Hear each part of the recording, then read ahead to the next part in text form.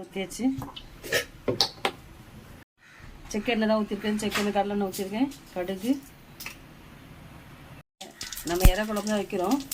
லைட்டாக ஹீட் இல்லை, அதனால லைட்டாக வெங்காயம் போட்டுக்கிறோம். அதுக்கடுத்து வெங்காயம்,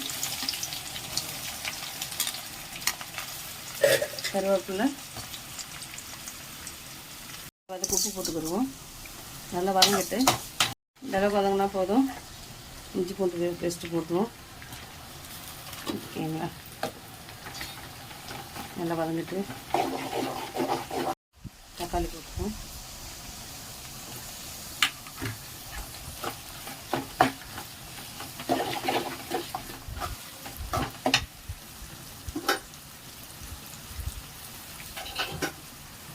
உப்பு,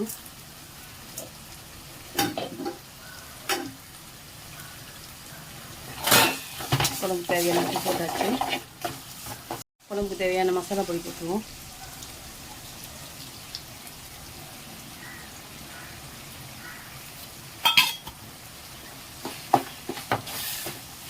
உருளைக்கிழங்கும் முருங்காயும் போட்டுருவோம்.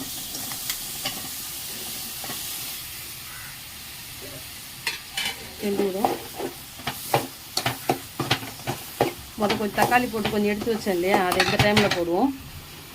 ஏன்னா மசாலா வந்து அடியில் போய் பிடிக்காது. அதுக்காண்டி தக்காளி கொஞ்சம் நிப்பாட்டி அப்புறம் வச்சு போடுவோம்.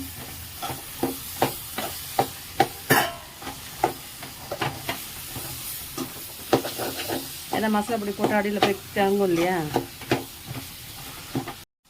இறா போட்டுருவோம்.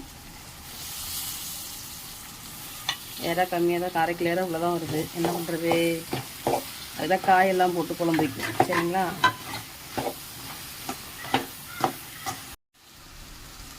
தேங்காய் அரைச்சி வச்சாச்சு. அதை கழுவி ஊற்றிடுவோம். எவ்வளோ தண்ணி வேணுமோ எல்லா தண்ணியும் இப்போ ஊற்றிக்கலாம். ஓகேங்களா? அப்புறம் தேங்காய் இறா மண்டையை வந்து அரைச்சி வடிகட்டி ஊற்றணும் பார்த்துங்க. அதுதான் ஹைலைட்டு. அது ஊற்றுனா குழம்பு செம்ம டேஸ்ட்டாக இருக்கும் பாருங்கள். ஒரு நாள் வச்சு பாருங்கள், எப்படி இருக்குன்னு கமெண்ட்ஸில் சொல்லுங்கள். ஓகேங்களா? காயெல்லாம் வெந்துட்டு இப்போது இறா மண்டையை வந்து அரைச்சி வடிகட்டி வச்சுருக்கேன். அதை ஊற்றிடுவோம். ஓகேங்களா? அதுதான் அப்படியே கொஞ்ச நேரம் மூடி வச்சுட்டு அப்புறம் கிண்டி இறக்குவோம்.